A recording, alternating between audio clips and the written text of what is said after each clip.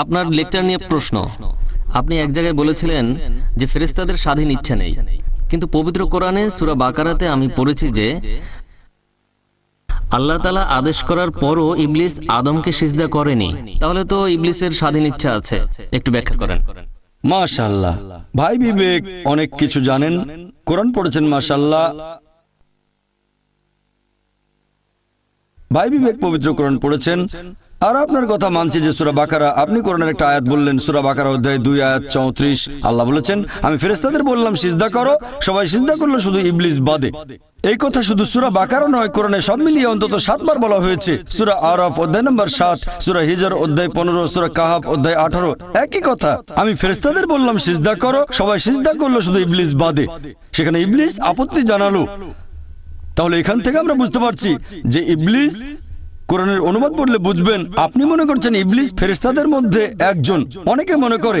তবে যদি দেখেন সূরা কাহাফ অধ্যায় 18 আয়াত 50 বলা হয়েছে যে আমি ফেরেশতাদের বললাম সিজদা করো, তারা সবাই সিজদা করলো শুধু ইবলিস বাদে। আর ইবলিস জিনদের একজন, বুঝলেন? তাহলে ইবলিস হলো জিন।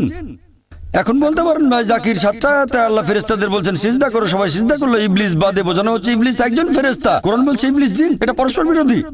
ঠিক পরস্পর বিরোধী, কারণ এটা অনুবাদ। আরবি ভাষায় একটা নিয়ম আছে যাকে বলা হয় তাগলিবের নিয়ম।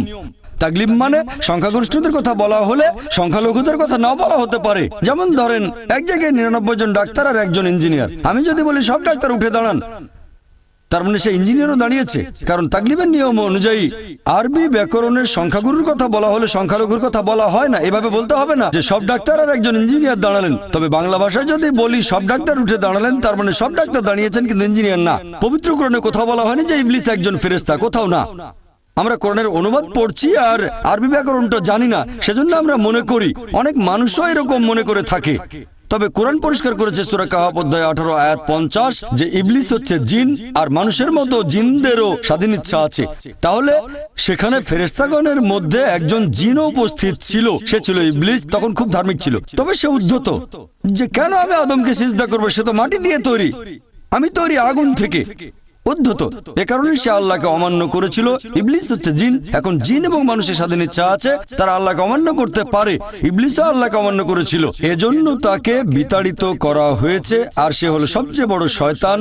সে এখন মানুষকে প্রলুব্ধ করতে চায় যারা আল্লাহর পথে আছে, আর সে চায় মানুষ যেন আল্লাহ তাআলাকে স্মরণ না করে। আশা করি উত্তরটা পেয়েছেন।